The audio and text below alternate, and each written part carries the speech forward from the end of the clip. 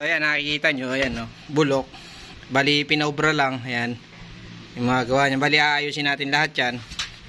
Tsaka to, ayan. Nakita nyo, ayan, no, yung pinaubra lang para magamit lang. Ayan, inayos para madala lang dito, ayan.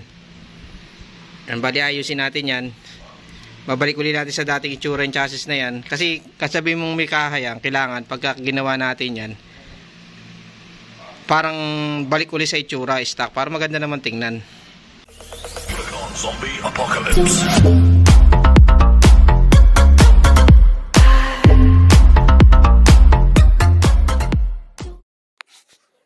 So, bale, yung wire na yan, re-repair natin yan. Pinakita lang po natin na kung ano gagawin yan. Kung bago lang po kayo sa aking YouTube channel yan, like and subscribe na rin and share na rin po yan. At yan po yung mga re-repair natin yan. Yung chassis na yan, pinaubra lang naman nung mayari para naman na magamit pa. Pero hindi na talaga kaya kailangan i-repair. Yung mga bulok na yan, babaguhin po natin yan. Bali schedule 40 po yung gagamitin natin tubo dyan. Tsaka sa mga nagko-comment at sa nag-like naman ng ating mga video yan, maraming salamat po. Ayan nyo po, meron po tayong vlog na para sa kulong-kulong, hantay-hantay lang po. Ayan. Bali ginamitan po natin ng acetylene yan.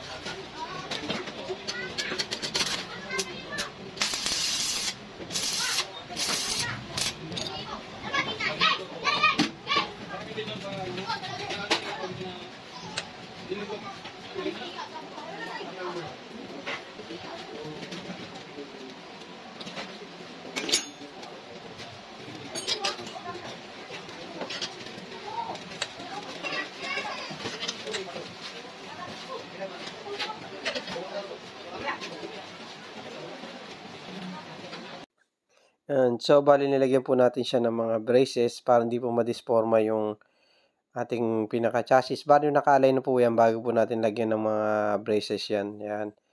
Bali yung tinuturo ko na yan po yung mga tatanggalin natin yung kabilang side muna at titry natin gawin. Yan. So, ayun, sa mga bago lang po sa aking YouTube channel yan, paki-like and subscribe na rin po. At malaking tulong na po yan. At share na rin kung kayo po interesado sa aking mga video. Yan. Sa mga naghihintay po sa mga vlog ng kolong-kolong, ayan nyo po, meron po tayong i-upload nun. So, bali, lalagarin ko muna yan.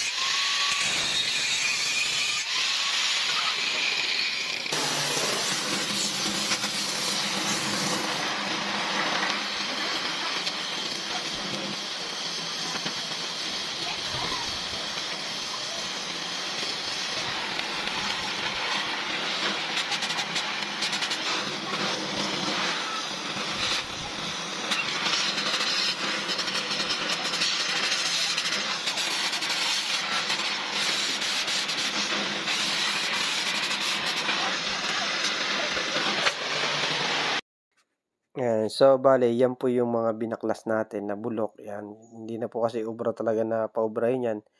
Kailangan nating balitan. Bali, yung kabilang side muna yung gagawin natin dyan. Yan natin. Ilagyan muna ng mga braces yan bago natin siya kinalas para saktuhan lang po sa pagkakabit natin ng mga bracket. Bali, yung mga brace na yan, naka-guide po yan para hindi po tayo mawala sa ating sinusundan. Tsaka bago po natin kalasin yung mga bulok na yan, naka-align na po yung chassis na yan uli.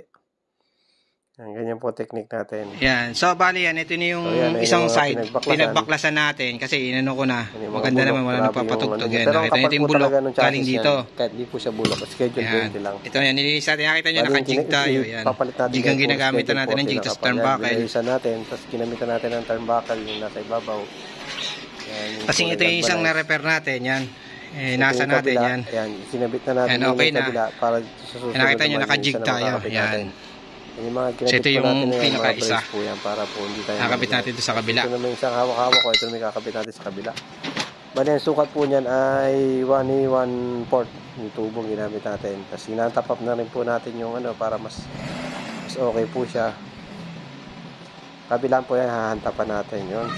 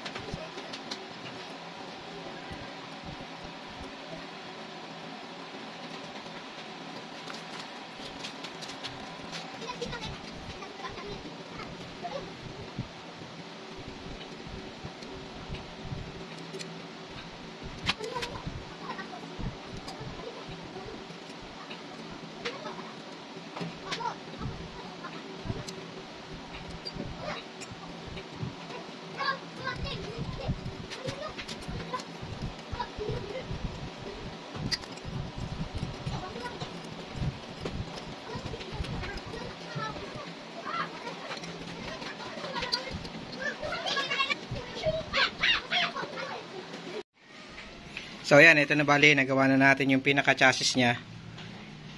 Yan.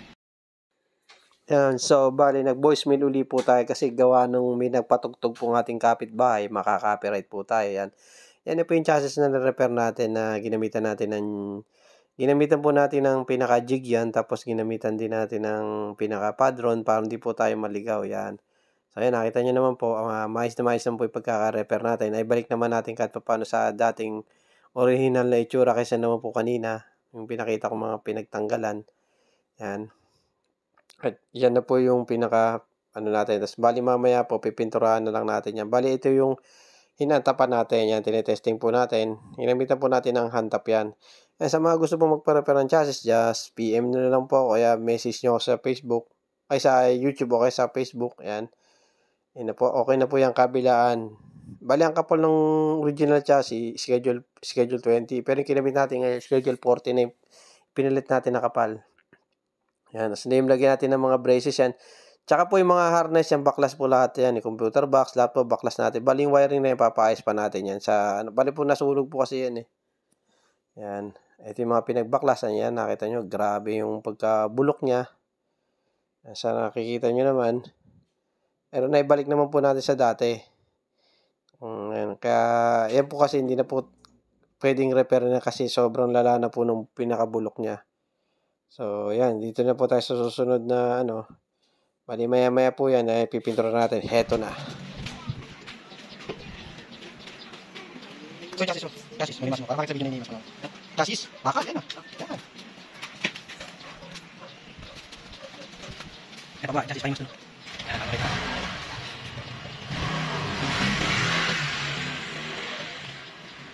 Teka lang 1 minute. Lapit yan.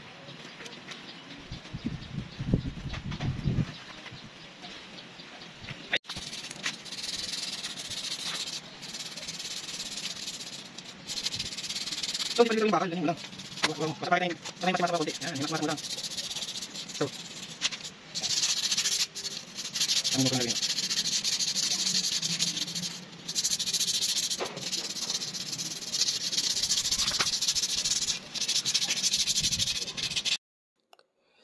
Ayan, yes. So, bali, yan na po yung bali, yan ay pinakimera na po natin. Bali, pinaliha muna natin at pinakarwash po natin yan.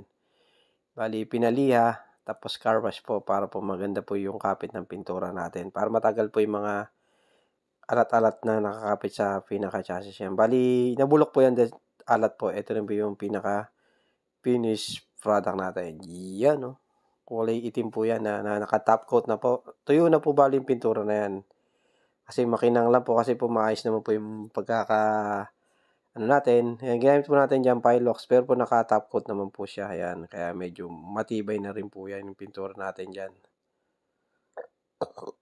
Yun, nadigay pa ako, busog. So ayan, bali yun yung naibalik na sa dati, tsaka yung wire na nasunog, yan naayos na rin po. Yan, tsaka kung bago lang po sa aking YouTube channel, tsaka subscribe naman po, tsaka like and share na rin po, yan. Yan. Bali, maraming salamat po. Yan na po yung mga bulok-bulok na nakita nyo nakaraan, bali okay na po siya.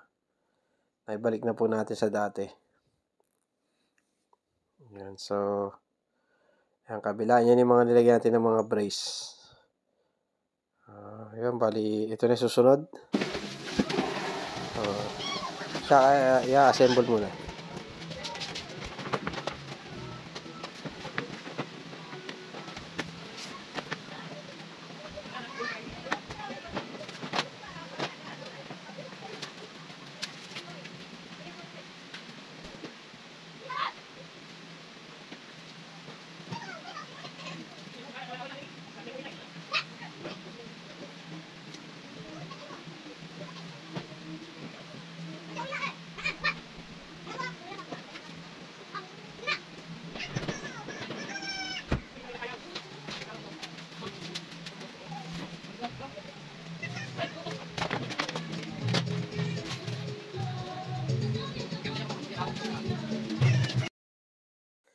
Ayan, so bali yan, ayun na po yung naikabit na natin lahat yung mga pinakakahanyan.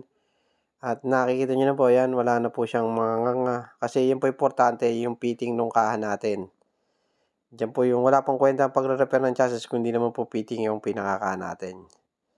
So yan, ang nakipapansin nyo, yung repair natin ng chassis, maayos na po. Kasi mas pangit naman po na repair lang natin chassis kahit sabihin natin na may cover yan, mas maganda pa rin yung maayos yan. No? So yan po yung play rings niya, yan, maayos na po, lapat na. Tapos ikakabit pa natin yung isa, yan, yung niya, sa malapit sa pinaka-block, yan, ikabit na rin natin. Yung sa may ilalim, yung kaladkad, yung may-ari na daw magkakabit yan. So, bali, okay na siya. Tornilyo kakabit natin mamaya. So, bali, harap at likod yan, okay na. So, ito yung kabila, yan. Tingnan nyo, fit na fit po kasi yan kasi po pag hindi po naka-align yung chassis niya, wala rin sa align yung kahan natin. Yan, pati po yung sa kabitan ng flooring yan, gumagana rin po yung 4 ang tornilyo. Tapos lahat mo ng mga tornilyo niyan, naibalik natin sa dati. Bali, kompleto rin tayo ng mga tornilyo niyan. Yung mga tornilyo rin tayo bali niyan. So, yan, nakita nyo naman, napaka-ayos na po ng chassis, parang wala naman po nangyari. So, ayan. Ayan, harap at likod po yan. Okay na. So, ayan, nakita nyo yung pinakagulong niya. Maayos na. Ayan, nakita nyo. Wala siyang Tsaka meron din po tayong mga tornilyo yan. Kompleto rin tayo yan. Ayan, okay. Bye-bye.